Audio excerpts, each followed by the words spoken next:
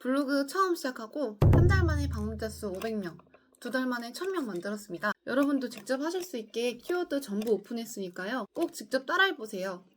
안녕하세요. 저는 블로그 광인 김동글입니다. 제목이 좀 자극적이죠? 두 번째 영상이라 힘을 좀 줘봤어요. 하지만 제목이랑 썸네일 다 진짜랍니다. 제 블로그 통계부터 간단히 보고 시작할게요. 저는 2023년 1월 26일 정도 블로그 시작했는데요. 2월에 하루 평균 방문자 수가 230명, 3월에 490명, 4월에 900명, 5월에 1200명, 6월에는 1800명, 7월에는 2500명이 되었습니다. 거의 방문자 수 3000까지 쭉 올라간 셈인데요. 유료 강의 같은 거 안 들었고요. 블로그에 알려주시는 분들 계정 열심히 찾아가가지고 복습하고 또 복습하고 하면서 열심히 배웠습니다. 오늘은 제가 블로그를 만든 지 한 달 된 그 시점부터 효과가 있었던 전략을 알려드릴게요. 이 영상은 방문자 수가 아예 0명이신 분, 지금 막 시작하신 분들께도 큰 도움이 되고요. 방문자 수가 한 100에서 200 정도에 멈춰있는 분들이 진짜 많아요. 그분들은 이거 보시면 와, 내가 이런 글을 써야 되는구나, 눈이 딱 열리실 겁니다. 그리고 요새 네이버 블로그는 카스트 제도다 이런 말이 있죠. 지수가 높거나 네이버 인플루언서 아니면 돈 못 번다 뭐 이런 건데요. 저도 2년 전까지는 그냥 블로그 초보였어요.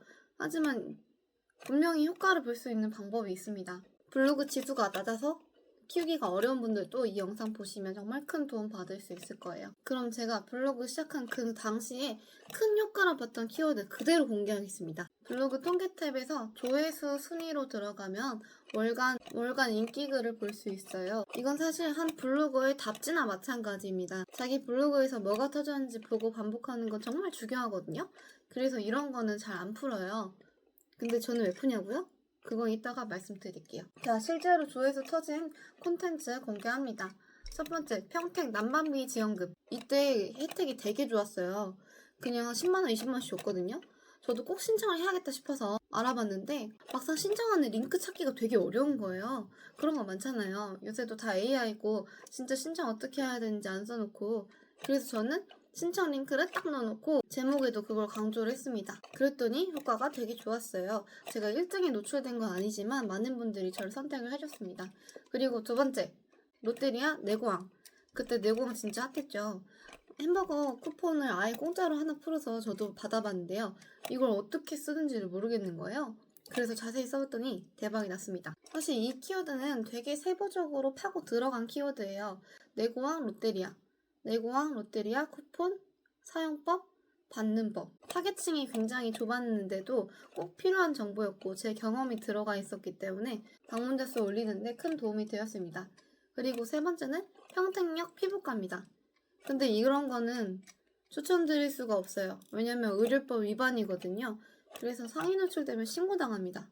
저도 저게 상위 노출되니까 신고당해가지고 없어졌어요. 그냥 잠깐 있었던 거죠. 근데도 유입이 꽤 많더라고요. 네 번째, 스타벅스 벚꽃 텀블러입니다. 이건 되게 구체적인 그 모델명까지 적었는데요. 은근히 그 모델명까지 검색하는 사람이 많았어요. 스타벅스 MD는 진짜 인기가 많은가 봐요. 여러분, 동네 맛집, 그 체험단 이런 거는 방문자 수 올리는데 별로 도움이 안 됩니다.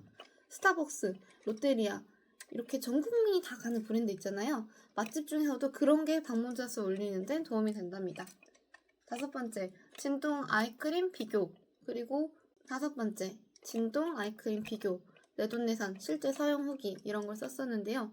스마트 블록에 실제로 들어갔었던 키워드입니다. 스마트 블록이 뭔지는 제가 스레드랑 블로그에서 일정 연설을 해놓게 했는데요. 검색했을 때 이렇게 뜨는 이 박스들입니다. 신생 블로그여도 경쟁이 적은 블로그는 들어갈 수 있어요. 제가 그 증거입니다. 그리고 오늘의 키포인트, 바로 벚꽃입니다. 여러분, 3월이잖아요. 벚꽃 보러 한 번쯤 가시죠? 그때 이 동네에 벚꽃이 진짜 폈나, 얼마나 폈나, 주차는 어떻게 하나 네, 검색 한 번씩 해보시지 않나요? 근데 벚꽃글의 특징은 동네 주민이 아니면 쓰기 힘들다는 겁니다.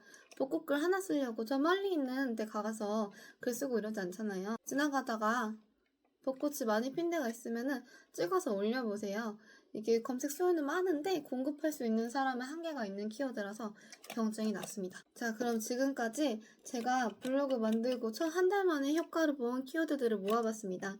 여기서 이제 일반화된 원리를 이끌어 볼게요. 첫 번째, 방문자 수가 많아지는 걸 원하면 사람들이 많이 검색하는 글을 쓰세요. 좀 당연하게 느껴질 수도 있는데 막상 이거 안 지키는 분들이 많습니다. 알고 나면 당연한 소리인데 이게 핵심 원리예요. 두 번째, 그 중에서도 특정 시기에 검색량이 늘어나는 시의성 있는 키워드를 활용해라. 트렌드를 타라는 거죠. 봄에는 벚꽃을 쓰고 봄 축제를 쓰고 여름에는 해변을 쓰고 워터밤을 쓰고 가을에는 단풍을 쓰고 겨울에는 스키장을 쓰고 다 트렌드가 있잖아요. 어제는 아이패드가 나왔더라고요. 그런 트렌드를 따라가시면 좋습니다. 세 번째, 경쟁이 낮은 키워드를 잡아라. 아이패드 에어 써서 상위 노출이 되면 정말 좋겠죠. 근데 안 될 거예요. 제 블로그 체급이 그 정도가 아니니까요. 하지만 이런 말이 있습니다. 어떤 키워드든 내가 들어갈 자리는 있다. 세수하는 이병헌이란 분이 하신 말인데요. 이거 진짜입니다. 블로그 만든 지 한 달 됐을 때부터 지금까지 통하는 핵심 원리입니다. 어디든 경쟁이 적은 키워드는 있고 그거는 우리가 잡을 수 있어요. 그런 걸 하나하나 잡아가면서 천천히 단계를 올라가는 게 블로그의 매력입니다. 유튜브나 인스타 같은 거는 빵 터지는 게 있잖아요. 월 1000만 원, 월 1000만 원 하면서 후킹도 해야 되고 자극적인 제목도 써야 하는데 적어도 네이버 검색 유입은 이런 원칙만 지키면서 꾸준히 열심히 하면은 저같이 센스 없는 사람도 성장할 수 있는 영역이랍니다. 그리고 마지막으로 지금 당장 써야 되는 거 뭐라고요? 벚꽃! 옆에 동네에 피어있는 꽃들, 이거는 진짜 꿀 키워드입니다. 집 밖에 나가기 싫으면 이 방법도 있습니다. 작년에 찍은 꽃 사진 꺼내오세요.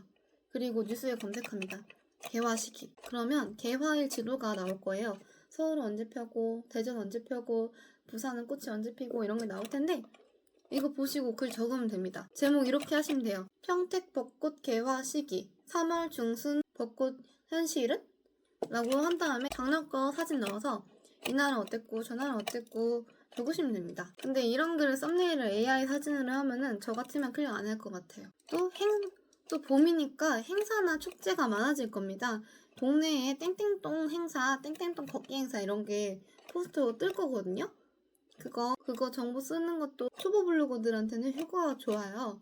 제 블로그 가시면 그런 거 많으니까 검색해서 다 베껴가시면 됩니다. 그럼 이제 TMI지만 재밌는 정보를 풀어볼게요. 김동글은 이런 정보를 왜 다 풀까? 왜냐면 저는 이제 이런 걸 글 쓸 단계가 지났거든요. 저는 잡블로그를 거쳐서 음악 인플루언서가 됐다가 지금은 IT 블로거입니다. 키보드나 턴테이블, 아이패드 이런 거 글 쓰고 있거든요. 계속 벚꽃글이나 지역 행사 글을 계속 쓰면은 제 타겟층이랑 맞지가 않아요. 그리고 저는 방문자 수를 더 끌어올릴 수 있고 내 주제에 맞는 키워드를 더 잘 알고 있답니다. 물론 다 테크 쪽이고요. 유료 사이트로 추출하면은 쫙 나와가지고 별로 저한테 어렵지 않아요. 하지만 3월에 벚꽃 쓰면 빵빵 터진다. 작년에 찍은 꽃사진 가져와라. 이런 정보를 누가 말해주겠어요. 분명히 좋은 정보인데 말할 사람이 없는 거예요. 동생은 일하느라 바빠가지고 저녁밥도 못 먹고 주변 친구들한테는 제가 김동글이란 걸 얘기할 수가 없거든요. 그래서 제 영상을 봐주시는 여러분들한테 이런 정보를 다 풀어드리고 싶었습니다. 자, 그럼 오늘 이야기한 거 정리해볼게요. 방문자 수 0명에서 1000명까지 올릴 수 있었던 비결 첫 번째. 사람들이 많이 검색하는 글을 써라. 그 중에서도 시의성이 있는 키워드를 써라. 근데 무작정 쓰면은 노출이 안 된다. 경쟁이 낮은 키워드를 써라. 경쟁이 낮은 키워드를 판단하는 사이트도 다 알고 있긴 한데 다음 영상에서 더 자세히 풀어볼게요. 저는 사실 시의성 있는 키워드 말고 되게 자잘한 키워드 많이 모아서 블로그를 탄탄하게 키우는 방법도 알고 있거든요. 이것도 다음에 풀어드리고 싶네요. 말할 게 너무 많아요. 그럼 지금까지 영상 봐주셔서 감사합니다. 김동글이었습니다. 또 돌아올게요. 안녕.